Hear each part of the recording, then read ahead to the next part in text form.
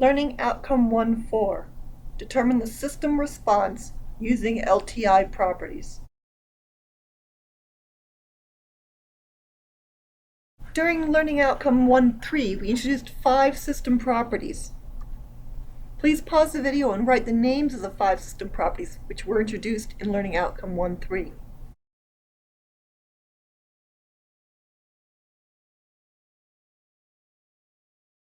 I hope that you came up with a list of memory, causality, stability, linearity, and time invariance. Starting here, we're pretty much always going to assume that linearity and time invariance are satisfied, that we've already proven that they are because they're so important to so many things we want to do. You still need to know how to prove whether they are or are not satisfied, but if they are satisfied, we call it an LTI system, L for linearity, TI for time invariance. Learning how to apply linearity and how to apply time invariance to determine the response of the system is what this learning outcome focuses on. Again, we have our input x of t, our output y of t, and we're saying that our system, which is how the signal x of t is transformed into the signal y of t, we're assuming that system is proven to be linear and time invariant. LTI is linear and time invariant. Let's try an example. We're going to say that our input signal x0, the first signal we're going to put into our system, is a square pulse with value of 1 between time 0 and time 1. When this signal is input to our system, we know the system will produce a signal y0 that is also a square pulse with an amplitude of 1 between time 0 and time 2. The question is, if we put a different signal in, signal x1, that looks like this, an amplitude of 2 between time 0 and time 1, square pulse of amplitude 2 between time 0 and time 1, what is the output now going to be? We want to be able to apply properties of linearity and time invariance to solve this problem. The secret for this is to compare how our signal x1 is related to our signal x0. Hopefully you can see that x1 is twice the signal x0. This is a scale factor. This is scalability. We can then use scalability from our linearity property, being as we know the system is LTI, so the L stands for linear, so linearity holds, therefore scalability holds.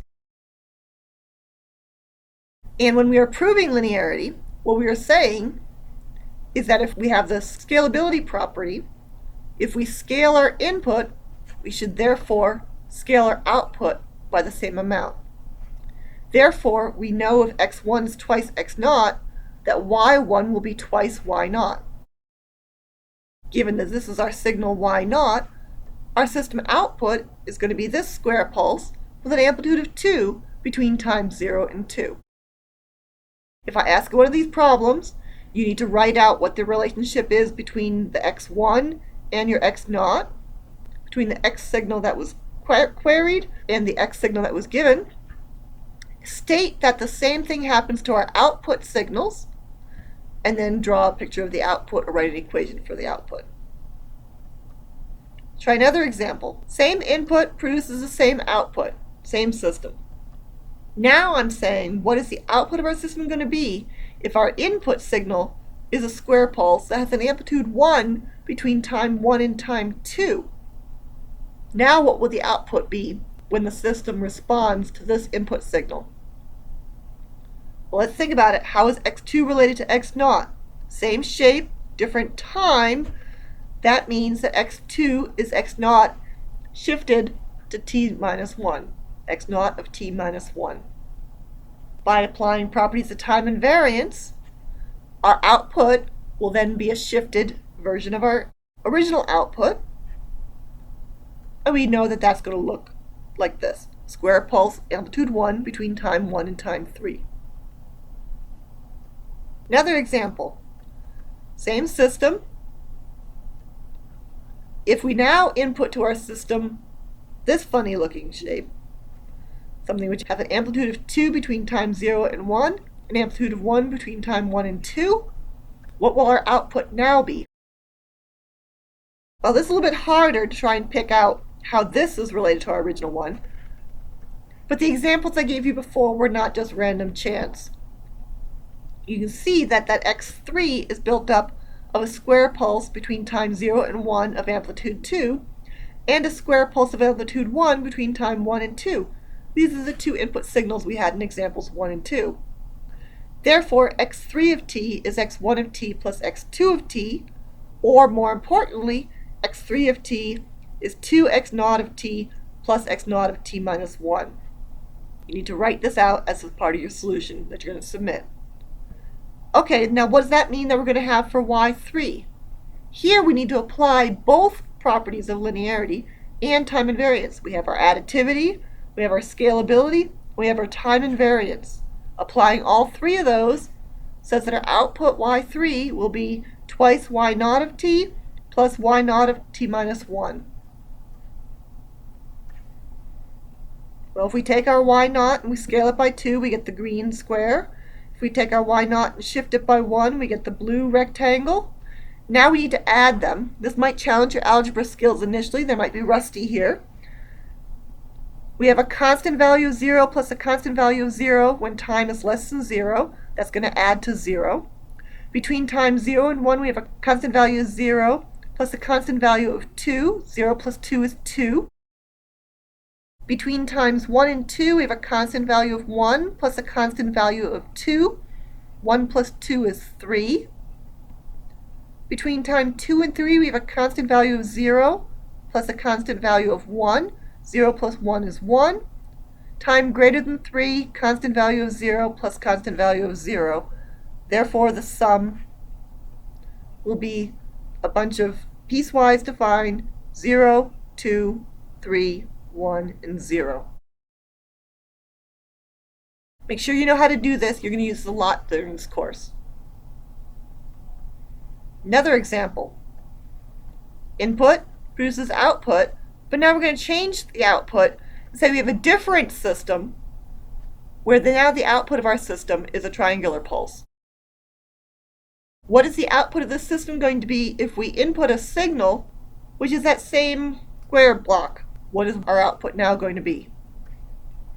Well, that input signal is still going to be twice this x plus 1 times the x shifted.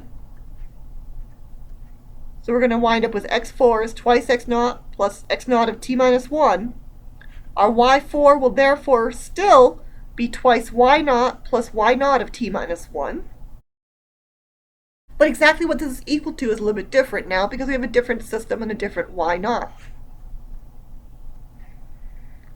Twice y0 is the blue triangle. Y0 shifted is the green triangle. Now to figure out how to add that. Here we should take advantage of the fact that if we're adding two linear segments, linear plus linear will also be linear. Also take advantage of the fact that a line is defined by 2 points. So if we know what the values of the amplitudes are at the endpoints of a segment, and we know we're going to wind up with something linear, we just need to know the sum of the outputs at the ends of each segment. So let's look at time 0. At time 0, we have an amplitude of 0 and an amplitude of 0. 0 plus 0 is going to be 0. At time 1, we have an amplitude of 0 and an amplitude of 2.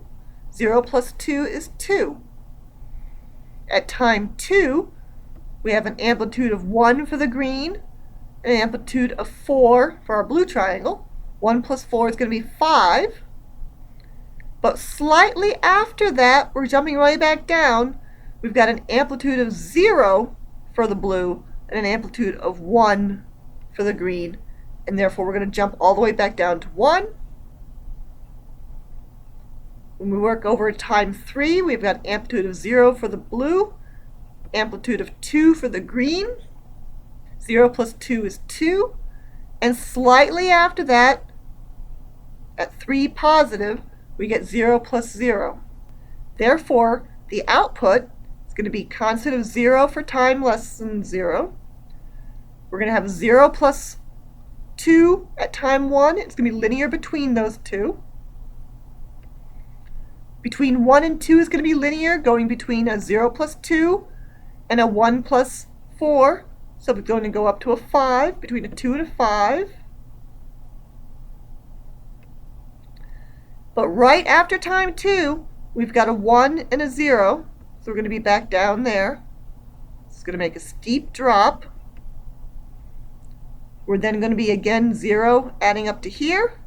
And again a steep drop at time 3 over to a constant value for all positive time. Learning how to add these is something that you need to know how to do for this course. We'll be doing a lot of things that involve graphical addition just to work out the problems. Another example. Let's look at the question again, see what's different now. Instead of an x of t, there's an x of n with square brackets. What did we say in an earlier video that meant? That means we're talking about a discrete system, because n only takes on integer values.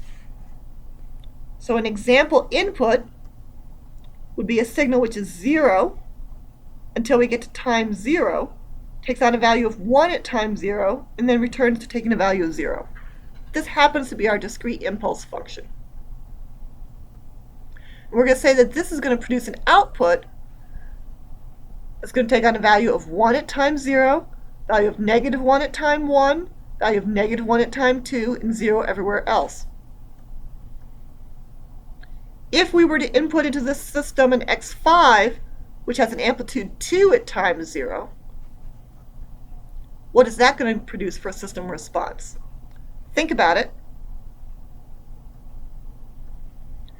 You need to ask yourself, how is x5 related to x0? It's just 2 times x0. Therefore, what's y5 going to be? y5 is going to be twice y0. We're going to take our y0, scale it by 2. Another discrete example. Same system, defined by the same input, produces the same output. Let's look at a signal input x6, which is now an amplitude of 2 at time 0, amplitude of 1 at time 1. What is that going to produce? Ask yourself, x6 is built out of what parts of x0? Hopefully you see it's twice of x0 plus 1 times an x0 shifted. What's y6 therefore going to be? Twice y0 plus a y0 shifted. Therefore, I've drawn in black your twice y0, and I've drawn in green your y0 shifted. Again, you need to do graphical addition. 0 plus 0, 0 plus 2, 1 plus negative 2, negative 1 plus negative 2, 0 plus negative 1, 0 plus 0. All of this is applying LTI properties to determine the system response. In Chapter 2, we're going to see how we can take this and come up with a generalized formula for calculating the system response by using these LTI properties.